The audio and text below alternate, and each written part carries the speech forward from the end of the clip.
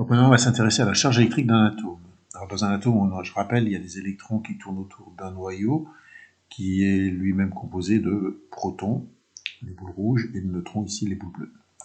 Donc les électrons, il faut apprendre que les électrons sont des charges électriques négatives.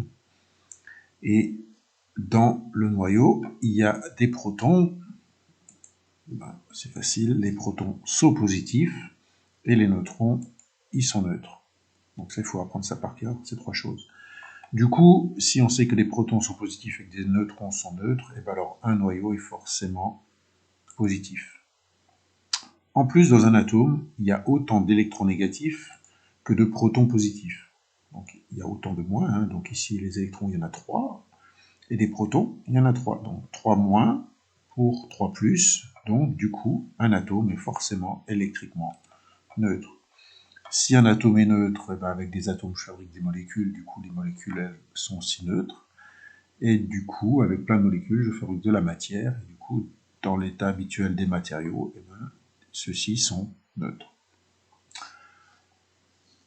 Du coup, on va pouvoir expliquer une chose, c'est le courant électrique dans les métaux. Donc là, c'est un exercice, le 19, page 120, que vous aurez à faire. En fait, comment ça se fait? Dans les atomes des métaux, il y a des électrons. Donc là, c'est des atomes d'un métal, donc du cuivre. Et donc là, il y a des électrons. Et certains de ces électrons, on les appelle des électrons libres. Pourquoi libres? Parce qu'ils peuvent passer d'un atome à l'autre. Voilà. Alors, en temps normal, si on prend une lame de cuivre qui n'est pas connectée à un circuit électrique, qu'est-ce qui se passe? Les électrons libres sautent d'atome en atome, un peu n'importe comment. Si cette même plaque de cuivre, on la met dans un circuit électrique, en fait, on se rend compte que les électrons vont tous dans le même sens. Et ils vont dans quel sens? Regardez, ils vont aller vers la borne plus du générateur, ici de la pile. Pourquoi?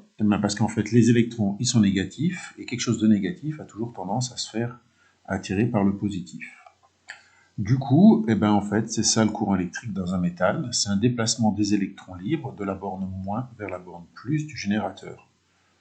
Pour info, c'est juste l'inverse du sens conventionnel du courant qui avait été donné par ampère, mais à l'époque, dans les années 1800, ils ne connaissaient encore pas les électrons et comment ils se déplaçaient encore plus.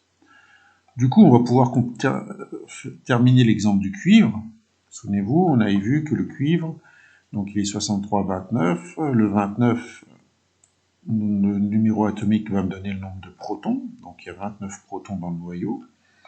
Le 63 qui est là me donne le nombre de nucléons, c'est-à-dire les protons et les neutrons. Donc 63 moins 29, ça fait 34 neutrons. Donc 34 plus 29 donne ce 63 qui est là. Et maintenant, je sais qu'un atome doit être absolument électriquement neutre. Donc s'il y a 29 protons dans le noyau, il y aura forcément alors 29 électrons autour. D'accord? Donc, comme convention, j'ai pris moins pour électrons, N pour neutrons, et plus pour protons. Voilà